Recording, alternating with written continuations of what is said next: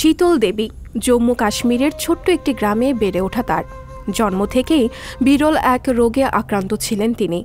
বয়সের সাথে সাথে শরীরের অন্যান্য অঙ্গ প্রত্যঙ্গের বিকাশ ঘটলেও 2 হাতের বৃদ্ধি ঘটেনি।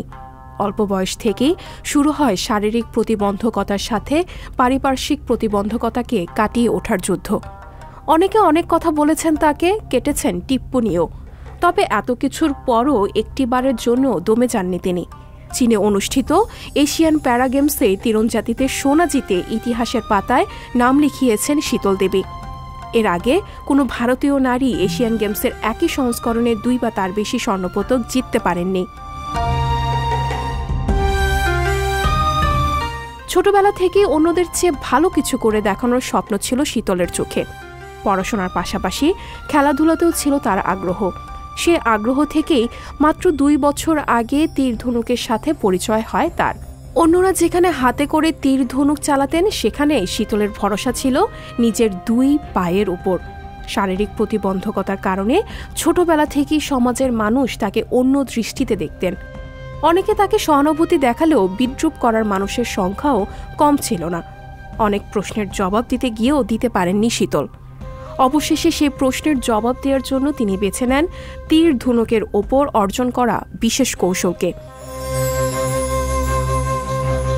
হাতে গোনা ঠিক 2 বছর আগে তীরন্দাজ হওয়ার স্বপ্ন দেখেন শীতল।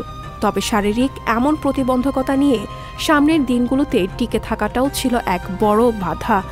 প্রথম দিকে পা দিয়ে ঠিকমতো তীর ধনুক ধরতে পারতেন না। তীর ধনুক ধরতে পারলেও লক্ষ্যভেদ করা কি আর 4টিখানি কথা? তবে সেই সমস্যাকেও কাটিয়ে ওঠেন শীতল। প্রথম দিকে দিনের সব মিলিয়ে 50 কিংবা এর সামান্য বেশি তীর ছুটতে পারতেন তিনি। এরপর সময়ের সাথে সাথে বাড়ি অনুশীলন, সাথে দৃঢ় হয় মনোবল। তীর ছোড়ার সংখ্যা বাড়ার সাথে লক্ষ্যভেদের সংখ্যাও বাড়তে থাকে। 2 কোচ অভিলাষা চৌধুরী এবং কুলদীপ ভেদওয়ানের কাছে শীতল ছিল এক বিস্ময় বালিকা। শারীরিক প্রতিবন্ধকতার শিকার অনেককে প্রশিক্ষণ দিলেও শীতলের মতো 2 হাত নেই এমন শিক্ষার্থীকে কখনো প্রশিক্ষণ দেননি তারা। প্রশিক্ষকেরা সন্দিহান থাকলেও সেই সন্দেহের দ্বার ভেঙে দেন শীতল। প্যারা ওপেন ন্যাশনালসের ইভেন্টে যোগ দিয়ে জিতে নেন রূপা। বছরের শুরুতে চেক প্রজাতন্ত্রের পিলসেনে বিশ্ব প্যারা আর্চারি চ্যাম্পিয়নশিপে রৌপ্য পদক জিতেছিলেন শীতল। এরপর প্যারা এশিয়ান গেমস, এখানে এসেই তার পদকের রং পরিবর্তিত হয়ে যায়। এশিয়ান গেমসে মহিলাদের ডাবলসে রূপো ও মিক্সড ডাবলসে সোনা জিতেছিলেন শীতল। আর একক ইভেন্টে সোনা জিতে রীতিমতো ইতিহাস তৈরি করলেন কাশ্মীরি কন্যা।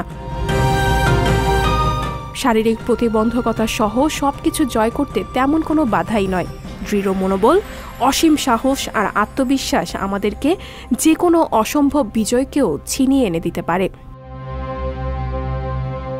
সঞ্জিতা শম্পা, সংবাদ প্রকাশ। সংবাদ, ফিচার ও অনুষ্ঠানের জন্য ভিজিট করুন সংবাদ প্রকাশের ওয়েবসাইট এবং যুক্ত থাকুন ফেসবুক পেজ ও ইউটিউব চ্যানেলের সঙ্গে।